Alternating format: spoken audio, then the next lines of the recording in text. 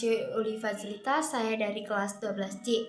Di sini saya akan menjelaskan masa pemerintahan B.J. Habibie pada masa 1998 sampai 1999. Masa pemerintahan B.J. Habibie dimulai pada 21 Mei 1998 setelah pengunduran diri Soeharto yang telah berkuasa selama 32 tahun pada era Orde Baru. Saat itu, Indonesia sedang berada dalam kondisi krisis multidimensi, krisis ekonomi akibat krisis moneter Asia 1997 menyebabkan nilai rupiah jatuh drastis, harga kebutuhan pokok melonjak tinggi, banyak perusahaan bangkrut, dan angka pengangguran meningkat tajam.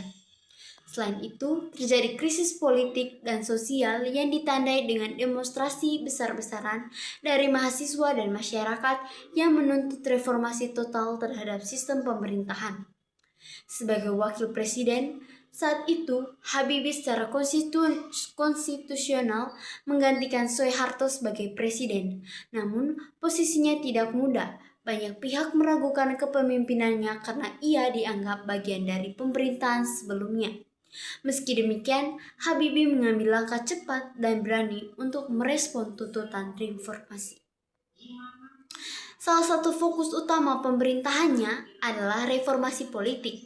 Pada masa ini, kebebasan pers mulai dibuka. Jika pada masa Orde Baru, media sangat dibatasi dan diawasi ketat oleh pemerintah, maka pada masa Habibie pers diberikan kebebasan untuk menyampaikan informasi dan kritik.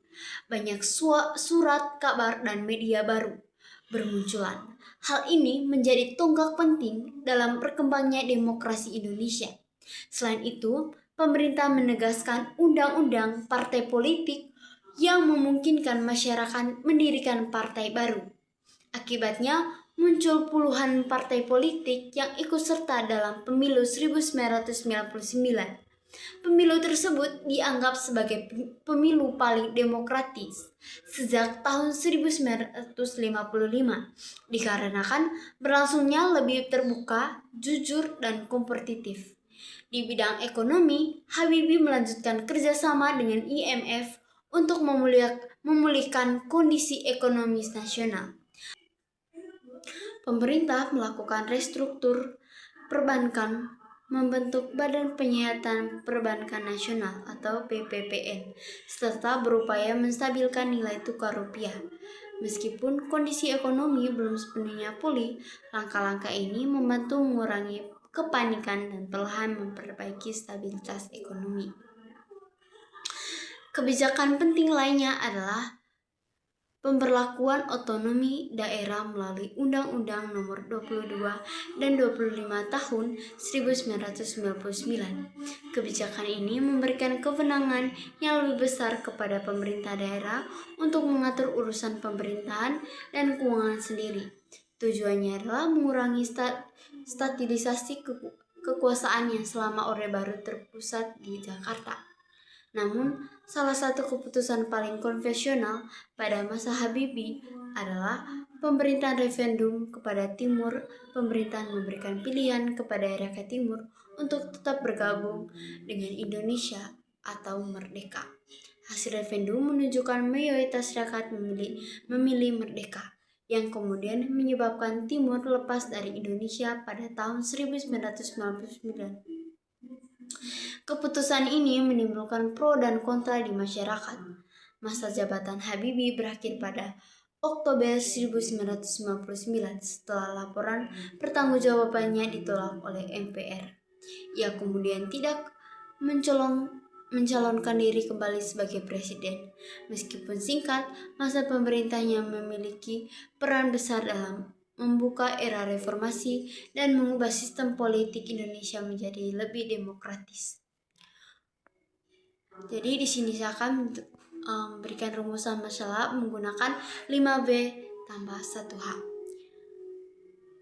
Apa ciri khas masa pemerintahan B.J. Habibie? Ciri khasnya adalah sebagai pemerintahan transisi yang fokus pada reformasi politik dan demokrasi. Apa saja kebijakan pentingnya di antara kebebasan pers, pemilu 1999, otonomi daerah, serta reformasi Timur. Yang berikut, siapa tokoh utama dalam periode ini? Tentu saja B.J. Habibie sebagai presiden. Selain itu, mahasiswa dan aktivis reformasi berperan penting dalam mendorong perubahan. DPR dan MPR juga berperan dalam mengesahkan undang-undang baru. Kapan masa pemerintahan ini berlangsung?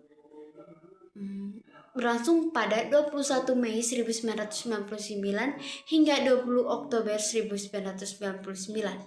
Dalam waktu sekitar 1 tahun 5 bulan terjadi perubahan besar dalam sistem politik Indonesia. Yang berikut, di mana dampak kebijakan ini dirasakan. Dampaknya dirasakan di seluruh Indonesia. Jakarta menjadi pusat gerakan reformasi, sementara daerah-daerah luar Jawa merasakan dampak otonomi daerah.